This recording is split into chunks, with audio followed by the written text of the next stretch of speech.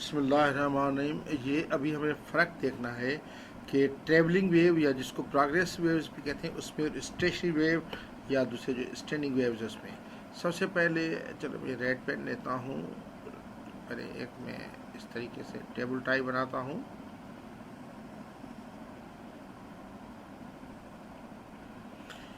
इसके टेबल बड़ा बनेगा तो मैं इसको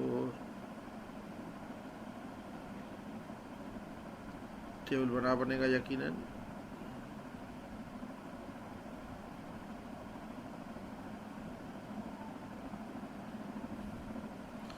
मेरे ख्याल काफ़ी है, टेलिंग है। इस साइड में मैं लिखता हूँ ट्रैवलिंग वेव्स और प्रोग्रेसिव वेव्स।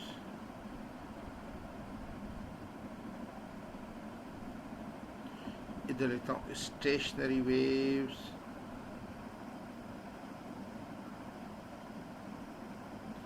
और स्टैंडिंग वेव्स।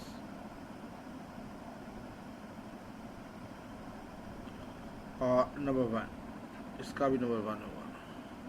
देखें, सबसे पहली बात तो ये है टेलिंग वेव्स में it is the single wave. पहली बात इसमें it is formed by superposition of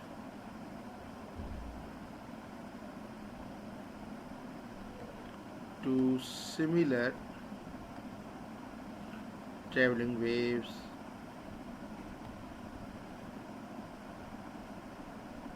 having same time period, frequency, wavelength, amplitude, but travel in opposite direction.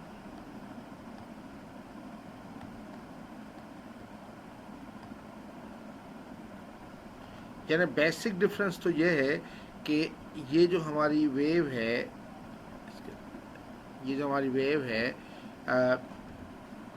ये जो ट्रेवलिंग वेव वो अकेली वेव होती है, और जो स्टेशन वेव होती है वो दो वेव से मिलके बनती है।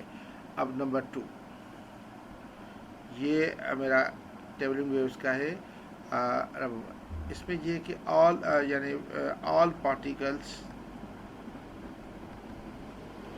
oscillate with same amplitude।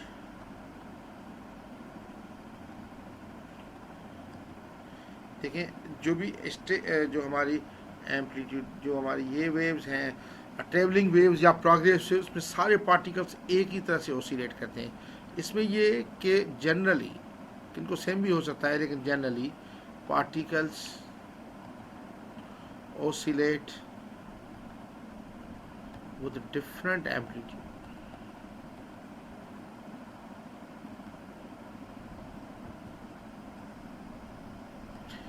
Even there are some particles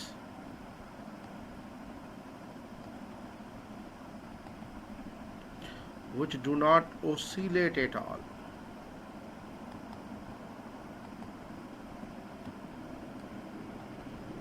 ये हमारा हो गया सेकंड डिफरेंस। अब थर्ड डिफरेंस ये है कि इसमें energy is carried, travelling waves में energy is carried from one place to another. देखिए, इसमें एनर्जी ट्रेवल करती है, प्रोग्रेस वेव या ट्रेवलिंग वेव में एनर्जी ट्रेवल करती है, और इसमें एनर्जी ट्रेवल नहीं करती बल्कि कन्फाइंड हो जाती दो पॉइंट्स में। हम कहते हैं energy is confined between 2 points.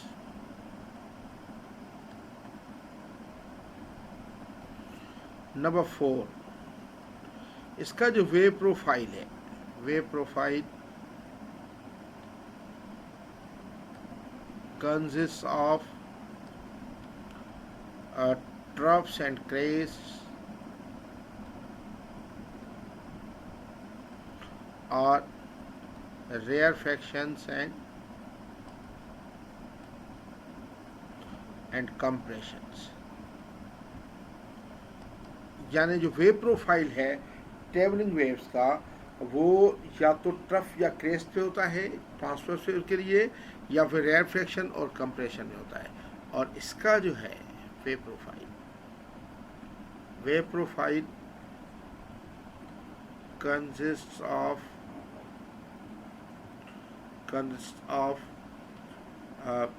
Loops. इसमें लूप होता है। अच्छा, इसमें हमेशा देखें number 5th, there can be any value of wavelength यानी lambda और frequency।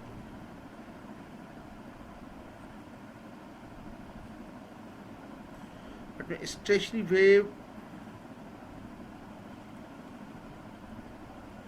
can be formed at some particular wavelength